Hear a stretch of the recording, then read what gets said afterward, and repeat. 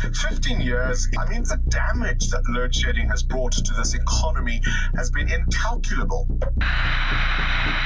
The death toll from the recent floods in the South African province of KwaZulu-Natal has risen to 49.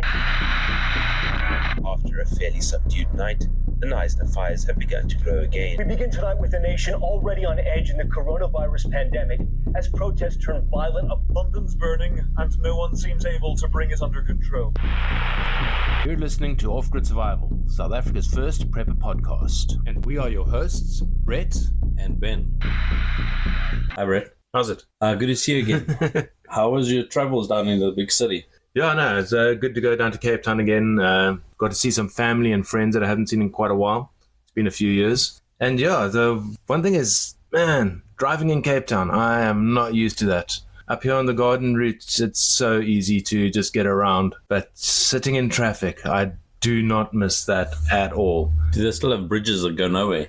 Yeah, the famous bridge that goes to nowhere. Yeah, there's a couple of those in Cape Town.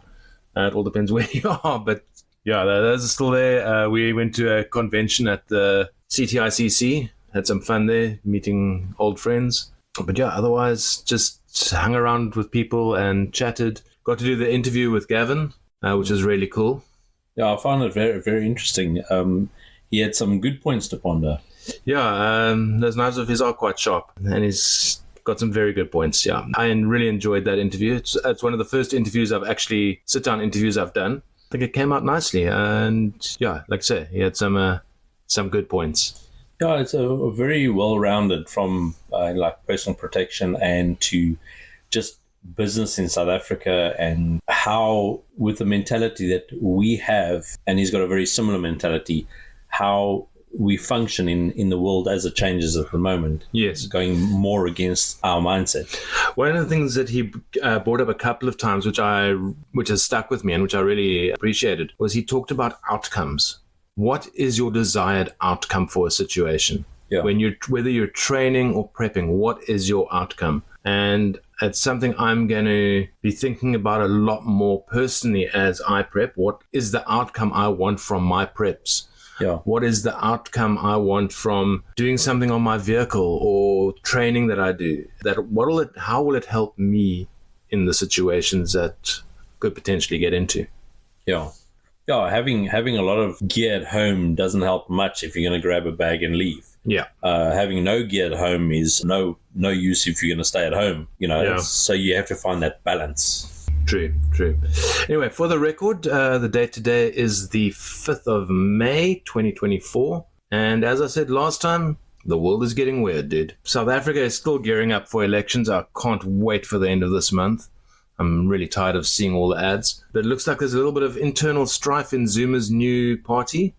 He's accusing members there of being ANC spies. There are some fire warnings that have been issued for the Garden Route and other provinces with huge bergwind conditions that we've been experiencing, which is basically what set off the 2017 fires, if I remember correctly. Yeah, but I noticed the FMUs have done some burns. Yes. And helped get rid of some of the tinder, basically. Coming on the way back from Cape Town, we went past Worcester, and there was a massive fire out towards Ceres, and that smoke plume reached all the way to the coast. It followed us all the way down.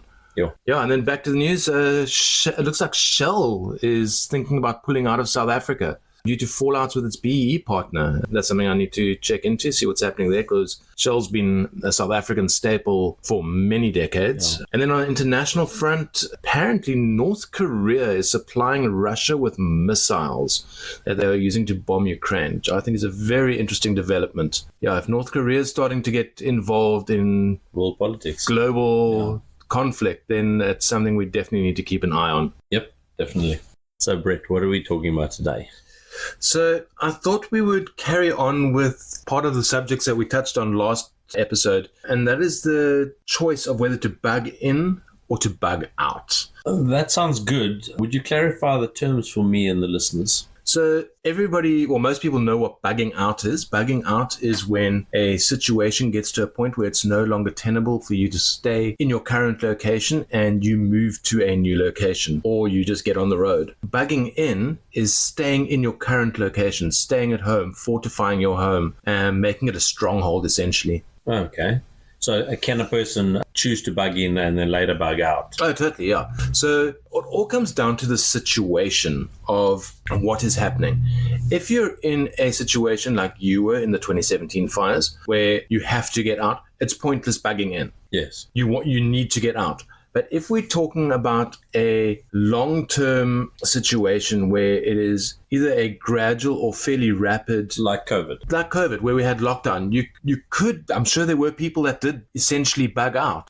Ironically, there's a lot of people that moved from Joburg and Cape Town to the Garden route during lockdown or just after lockdown. And that is essentially them bugging out of a major metropolitan where things are more dangerous. Yeah, I know of a guy that was on a tour of South Africa, and they were in Plett, and lockdown happened, and their house was rented out, so they couldn't go back to Joburg. Yeah. So they just stayed there, and they lived there for 2 months or 3 months, and that's what they decided to move down to the Garden route. Yeah, because they enjoyed it. They were just camping, and he was said, funny enough, he was a scout when he was young, and he learned to be prepared, and his partner didn't quite understand it till COVID happened. Then it was like, oh, that's why you prepare. Yep, that's why we prepare. So for me, bugging in is about making your home your fortress. That is where you're going to be storing all of your supplies. Yeah. Or most of your supplies. So your main food stores, your main medical stores, your water stores is all things that you keep at home. It's very hard to have a bug out situation where you're mobile and you can't take your entire pantry with you. You can't take 500 cans of food with you. Whereas if you've got a good setup at your house, you will have a nice big supply of food that could last you potentially a month, depending on how long you've been prepping, 2 years. Some guys in the States go to the extreme where they have bunkers under their house. I'm sure there are guys in South Africa that have got that. I've heard rumors, but I haven't had an opportunity to visit one of those said bunkers yet. Yeah, I've heard of guys that have the bug out mentality, but they basically they've got a second location, so they're bugging out to bug in type of. Yeah, so the idea is that so the Americans always talk about having the cabin in the woods. Yeah. It's not something we can really do in this country unless you're fairly wealthy, where you can have a holiday house or something like that. So the Joburg guys would have a holiday house down on the Garden route or something more inland or even up on the Orange River, maybe an old farm that they then keep stocked. But that now means that you've got 2 locations that you've got to secure, because in a civil unrest scenario, it might be localized, it might be national. What happens if it's national and you can't get out of your location? Say you're in the city and it's impossible for you to leave Cape Town or Joburg or Durban. Then what do? You've got this other location where you've spent quite a bit of money on. Yeah. And all your supplies are now at that location and you've got nothing at home. So it is a balancing act. Like I said, we don't do the cabin in the woods thing in this country, really. Yeah, anyway, you can really escape to away from people are more like semi-desert, no woods. And then your water situation becomes more extreme. Yeah. So I asked on one of the Facebook pages a while back what people's plans were in a bug out situation. And I was actually quite surprised at a lot of the answers. And I think a lot of people are actually fairly naive to the situation in this country. One of the comments I saw was a lady said that she was going to leave Cape Town and go to a farming district about 200 kilometers away and camp on a farmer's land. And when I asked her, do you know the farmer? She's like, no, I've driven through the area and the people are really nice. And my response to that is the people are really nice now when things are going well. When 50 people rock up on a farmer's land because he's got water and it's arable land and they just want to essentially squat because this is a safe place to be, that farmer is going to be changing the rock salt out for lead in his shotgun. Yeah, other guys are like, well, I'm going to grab my gun and head into the woods or into the bush. And it's like, okay, what's the longest you've ever rough camped? Yeah. You know, and if you've done like a 7-day hike or something and you've carried all your food in, now imagine months and months and months worth of gear that you're supposedly carrying, or living months and months and months on what you could carry in your backpack. It becomes more real, and then you start changing how you would get there and where you would go. Yeah. So I've done many moons ago, I did a 7-day hike where we had to carry everything. The only thing we didn't take with us was shelter and water, because there was drinking water available on the mountains. So we had water bottles. We carried 2 liters per person. Yeah. But we had to carry all our own clothing, all our own food. 7 days worth of food is heavy, even when you're carrying dehydrated foods and foods that you have to then prepare. You've got to then carry a cooking sauce. No open fires were allowed in the area we were at, which might be different, obviously, in a bug out situation. But then again, do you want to be making open fires with smoke where people can see where you are? Mm. So there are so many different things you have to think about. And also, do you know how to make a fire that doesn't produce smoke? So there's ways to make fire that you can conceal. And you need to know all these things, and it's getting that information in your head and then trying it. Yeah, so these are some of the pros and cons of bugging in and bugging out. So back to my personal favorite, I think that in most situations in South Africa, bugging in would probably be your better option, unless it was a fire or flood scenario. Yeah. You can secure your home a lot easier than you can secure yourself on the road. Well, this is South Africa. Yeah. I mean, we mostly secure ourselves anyway. We've got alarm systems, security systems, burglar bars. So we're used to that type of mentality. Yeah, stick with the comforts you've got as long as you can. Yeah. Until it gets to a point where you can see that it's time to get out. But you've got to also weigh it up. You don't want to end up in a Zimbabwe type situation where all of a sudden there's no petrol. Yeah. And you can't put fuel in your car. Excuse me. Yeah, you mustn't be basically only running with the clothes on your back. So don't wait till the last possible. You got to weigh up and start to recognize the signs, see the way everything is shifting. Yes. So I like the idea, again, I like the idea of bugging in. I think having a safe, secure place that you know where everything is. You also have a group of people around you that you know, whether it's your neighbors or if you've got a mutual assistance group that are friends that are like-minded, that can band together. So you can almost secure an area, kind of like what happened in some of the suburbs in Durban. When was it? In 2022 with the Durban riots, where entire suburbs came together. And I think Gavin was speaking about it as well. They literally cordoned off areas to stop looters and rioters coming into suburbs so that the shops in those areas would be safe for that neighborhood. Yeah, in the Knysna fires, we did the same thing. We put up roadblocks and we did patrolling. So you're on patrol for 2 hours and around the clock we had patrols. So the crime where guys were coming in and stealing from houses that had burned down and stuff in our area was zero. In other areas, they got robbed blind. Yeah, it is an unfortunate situation in South Africa that we do have a high crime rate, and we've got people that will take advantage of other people at any situation. So securing yourself and your family first is the most important thing. Yeah. And I think that by bugging in and securing your home, you can secure your family. Yes. I also think if you're going to bug in and you got doing all this prep, having a prepping mindset is good, and talking to people about prepping, but don't overshare on the preparations that you've done, because you can quickly go from being a source of information to a target. Yeah. But it's basically operational security. Yes. Yeah, let people know that it's up to you, obviously. Let them know that you do prep. I've made very little secret about it because I speak to a lot of people. I don't tell them what my preps are generally, except for everyone who's listening now. Oh, they don't know they don't know where I live. So please don't dox me.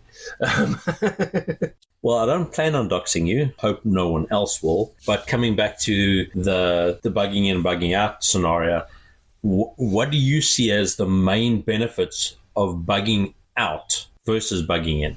So the only time I would truly look at bugging out is in a natural disaster scenario where we're having a full-blown evacuation. Yeah. As you experienced.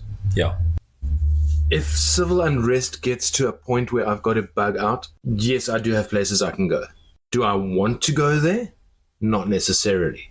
I'd rather stay at home. But if I did have to bug out, I've got the supplies and I've got the equipment that I can load up. I can be out of this house in 5 to 10 minutes. And do you have a vehicle that can get you to the places where you want to end up? I don't have a 4x4, but I recently bought a new vehicle and I specifically chose it because it's so unassuming. Yes. I've got a little Suzuki Espresso. It's literally one of the smallest, cheapest to run cars on the market. It's like a little SUV. That's classed as a micro SUV. It's got a 200-litre boot space, and I can fit 2 ammo boxes, gas cylinders, water, and 2 tog bags in the boot. Okay. That leaves the entire back seat open, and with just 2 of us, we don't have kids. So a small vehicle like that is really good. It's got the advantage as well that it has a high wheelbase. Yes. Or a high clearance. It's got a high clearance, narrow wheelbase. Yes. The narrow wheelbase can be a bit of a hindrance. I have taken it off-road, and people go, oh, yeah, you went on a dirt road. No, I literally drove it through the mountains on a Jeep track, going over rocks, and I wouldn't say it was a full-blown off-road experience. Like, I wasn't going through the bush, but it was pretty hairy in a small vehicle. But the vehicle handled it well, probably better than I did.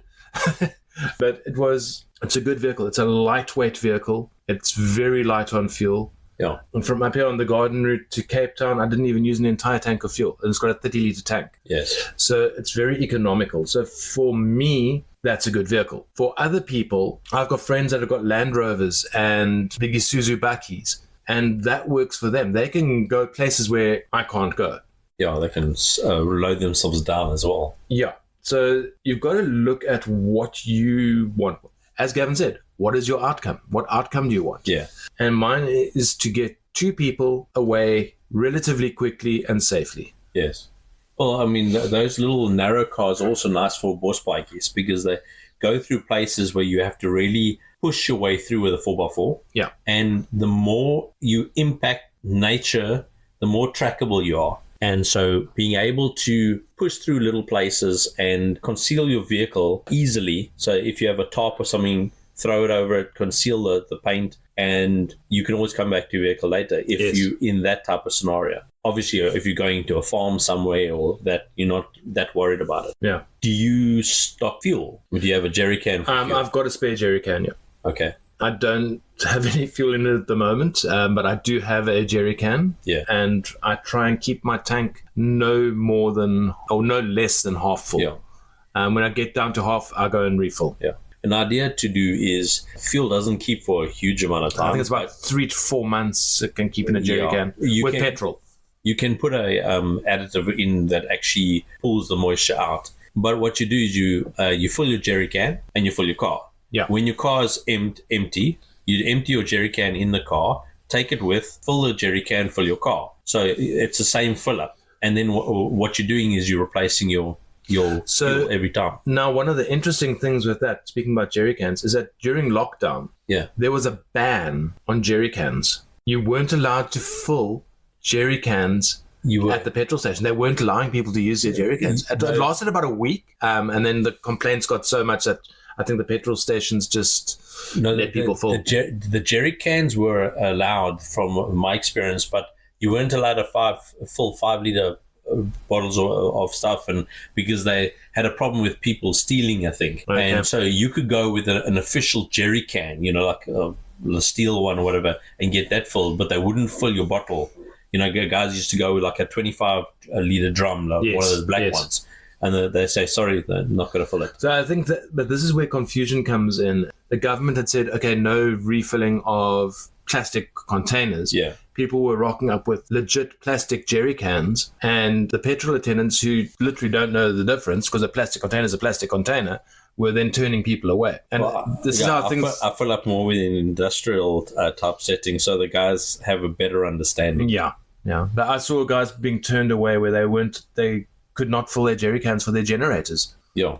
So we had lockdown and we had load shedding at the same time, which was an experience. Yeah, it definitely was an experience. It was a good experience in some senses because, in the prep sense, because it showed you your shortfall and where you need to focus your training and your learning. Obviously, it was crap for the whole world, Yes. in that type of scenario. But yeah, in those tough times, you get to really see what you did right and what you did wrong. So I think that lockdown, and we keep coming back to this, I think lockdown was a good training exercise for preppers and for getting people into a prepping mindset, in that it wasn't a long period of time, the hard lockdown, but it just shows how quickly things can devolve. Yeah. Working in the shop, I worked through lockdown. I had to, unfortunately. Seeing how people were buying and their buying patterns changed over the space of 2 months was very interesting. Yeah. That initial 24 hours that Ramaphosa gave South Africans before initiating lockdown, people went mental. And I could literally tell the age of a person by looking what was in their trolley. It was quite fascinating. Yeah. Your 18 to 25-year-olds were just packing in with 2-minute noodles, where your slightly older folks, your 30 to 45-year-olds were going with like a bit more of the pasta and the rice and the canned goods and that sort of thing. But your over 60s, your older folk that had been around during the border wars and stuff like that, they were buying things like flour and bulk yeast and things like that, where they can actually make their own bread, because things like bread weren't available for a while. And a little bit into the lockdowns, that bulk yeast and pineapples and sugar. It took me a while. I walked into one of the retail stores, and it took me a while to figure out that those can actually be combined into a drink. I tried various iterations of pineapple beer, and I can't say that I'm a huge fan, but some people really seem to enjoy it. If you don't know how to make alcohol, rather don't. Yeah, I mean, making alcohol and knowing how to distill it is useful for a number of reasons. I don't drink, so it has no use for me in that sense. But in making some types of medicines and ways of preserving and fuels for if you have to run a Jenny or something like that, Yep. knowing that is useful. So I know a guy in Cape Town. He's got his own still, and he makes gins and whiskies and that sort of thing. And he actually made a batch of whiskey out of cornflakes. Oh, nice. It was not bad. I will say I enjoyed it. But yes, knowing how to make spirits in a bug-in situation, or even a bug-out situation, but with that kind of equipment, it would be more of a bug-in situation. Yes. If you can make hard spirits, you've got something to trade. Whether it's for medicinal use, like as an antiseptic, and your hard spirits can be used for that, or it's to the guy that's running the local bar. Yeah, you can. It's always it's a very good barter item. Yeah, alcohol and salt is always a very good barter item, because they both are very useful for preserving foods and making it more enjoyable.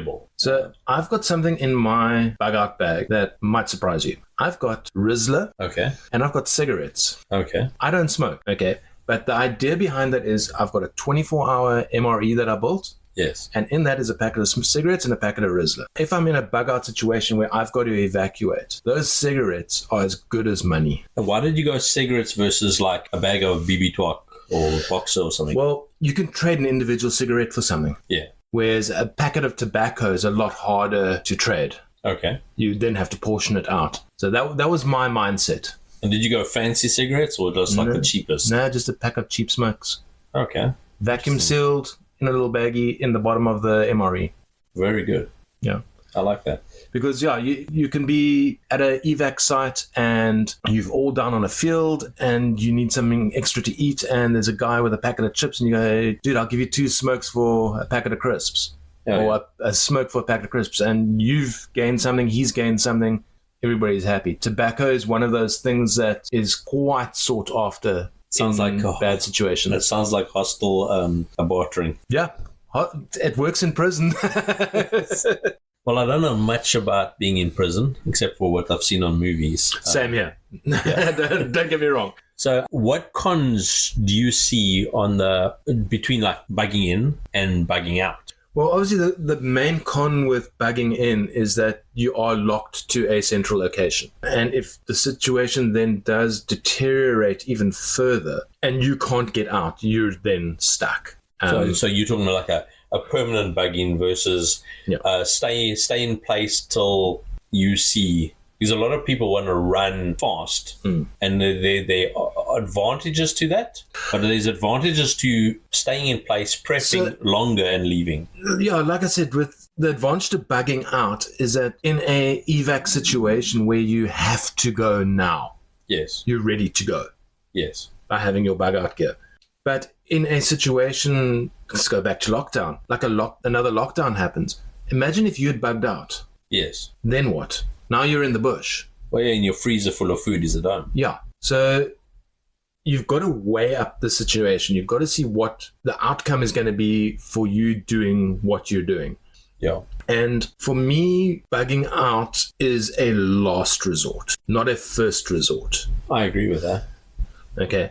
Where bugging in, I've camped in some rough places. I've slept on the ground for 3-4 nights with just nothing but a thin roll mat. But if I don't have to do that, I'm not going to do that. I will rather sleep in my bed with my down duvet, trust me.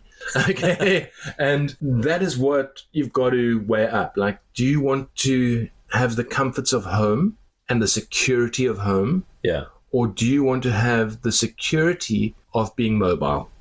And bugging out is about being mobile. Yeah. Also, I've bivvy camped rough, and you're always with mates who have the similar mindset. Yeah. If you're bugging out in that type of scenario, you're normally not joining up with mates. You're with your significant other or family, and you're the security. So it's not a relaxed, camp under a bivvy. You pushing yourself into a security situation where you need to be in control of everything, and it's a lot of stress. So the longer you can be in comfort at home and not use the resources in your bug out bag, the better. Yeah, so I spoke, just to touch on something you said now, I spoke earlier about mutual assistance groups. So they're also known as MAGs. Okay. So a mutual assistance group is a group of like-minded people that in a situation will get together and help each other out. So you have a MAG for a bug in or a bug out situation. With the Durban riots, that's pretty much what the neighborhoods were doing. That was their mutual assistance group. They were banding together. In a bug out situation, if you've got your core group that you know and you can get a message to them saying, okay, guys, we're bugging out. We're going to spot Alpha and we'll meet you there in 24 hours. And from there, we'll then go to spot Beta. Having that security of a group of friends that you've maybe trained with, or at the very least camped with, and had discussions with about how things work, is also a good thing. I want to do a much longer episode on mutual assistance groups at a later point. Yeah, I think they're an essential part of the prepper mindset. So it seems like mutual assistance groups, you need a little bit of prep, so that if you guys are going to be running radios, you need to obviously have them on the same frequency, because Zartec base frequency, like factory frequency, is not the same as the Baofeng 888s. Yeah. So, and this is where having a group like that is good for bugging in and for bugging out. Yeah. Because when it comes to something as simple as comms, I've got my comms set up where my buddy who is 4 kilometers away, our radios are sorted out so that we can speak to each other. Yeah. So if the cell towers do go down, we know every hour, on the hour, turn your radio on for 3 minutes. Yeah. And we can then communicate that way. Well, that's good. And also, knowing what frequencies people are running on helps. Because if you in a bug-in situation with a MAG group, then you want to be able to talk, because like in the fires, comms went down, Vodacom and everybody else, the towers burned. Yeah. So we had no comms except for radios. So it helped a lot, knowing ahead of time how to communicate. So I think what we've established so far is that it doesn't matter what situation we're looking at, whether we're looking at food, whether we're looking at communications, whether we're looking at mutual assistance groups, bugging in or bugging out affects all aspects of prepping. Yeah. Well, I mean, the important ones are, water, food, first aid, and obviously security. And so I think that this is a topic that we're going to keep coming back to. Yeah. You're going to hear us referring to bugging in and bugging out on many episodes to come. It's almost a staple of the preparedness mindset. Yeah. With bugging in or bugging out, the lightest thing that you can prep is the information in your head. Yeah. Because you can have it on floppy drive, you can have it on flash drive, you can have it in the cloud, but if you can't access it, it helps you nothing. That's it, yeah. So knowing as much as you can of everything and having certain people in your group that specialize in certain areas. So one person might specialize in food preservation while the other person specializes in food knowledge and harvesting. So you both can work together well, whether you're in a bug in or a bug out situation. Yeah. Well, just to give you an example of that quickly, on Wednesday, which was a public holiday, I got a phone call from somebody I know that there was a parent who had injured himself and had been driving around town trying to find a doctor that was open.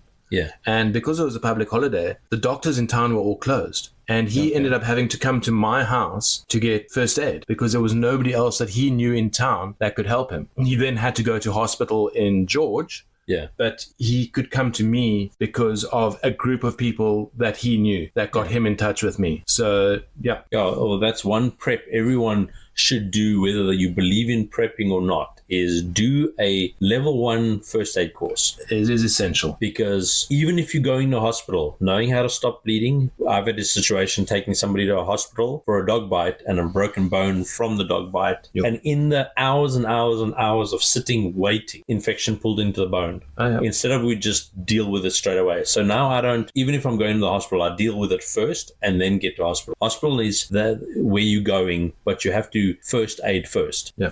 Well, soon we're going to have Walter Mayer from Wild Medics is going to be joining us in a couple of episodes' time. Nice. And we're going to be touching quite extensively on first aid and first aid training. So I'm really looking forward to that. How advanced are we talking? We haven't got into negotiations yet, but I know he runs Stop the Bleed courses. His company trains people that are doing mountaineering expeditions to have medics in high altitude medicine. They've just done a course in the Red Sea for diving. Oh, nice. So they cover all aspects, and his company is also involved in mountain rescue. So he's been involved in the industry for over 20 years, and I'm really looking forward to having him on board with us. So he can talk about everything from home to extreme. He can help with everything. He's a qualified medic. Oh, that's awesome. Okay, I think that's enough of my rambling for today. It's been an interesting conversation, and I think that it is something that everybody needs to think about, and you've got to make decisions about when you're going to be bugging in and bugging out. And also your level of prep. Yeah, so you need to decide for yourself and for your group and your family what is the situation that will force you to leave your comfort zone. So it's a good conversation to have with everyone so you know their mindset. Yeah. Anyway, Ben, it's been good. Yeah, just one last thing. While we were in Cape Town, I did my usual scouring around of all the little stores and everything, and I found a couple of companies in Cape Town. One of them is a company that does health foods called Komati Foods. Nice. They do have a website, and I managed to get some nutritional yeast, and I got black-eyed beans, and I got dried black beans, which I haven't found anywhere else in South Africa. Yeah, I've only ever seen the black beans in like tins. In tins, yeah. So I was quite happy to get that. I think they were about 28 Rand for 500 grams or something like that. A little bit more expensive than your normal beans, but I have now, like I said the other day, if I see it, I'll buy it. So that's in my prep now. Are you going to give it a try and give us feedback? I will cook up some stuff in the next couple of weeks, and I'll let you guys know how it went. Do you think we should start making like a recipe book of things that we've tried? I've thought of that. The Off-Grid Survival recipe book. Yeah, why not? That'll be fun. Send us your recipes if you've got any good recipes, and we'll try them out. Excellent. Yeah, that'll be good. Okay, Ben, awesome seeing you again. And we'll be back in 2 weeks' time with our next episode. Yeah, thanks for having me. Yeah. And enjoy the rest of your weekend. Cheers, Ed. Cheers. Goodbye. Thanks for joining us on this episode of Off-Grid Survival. For more info and updates, feel free to follow us on Facebook and Instagram at Off-Grid Survival ZA. That's it for now. We will see you next time, and always remember, be prepared.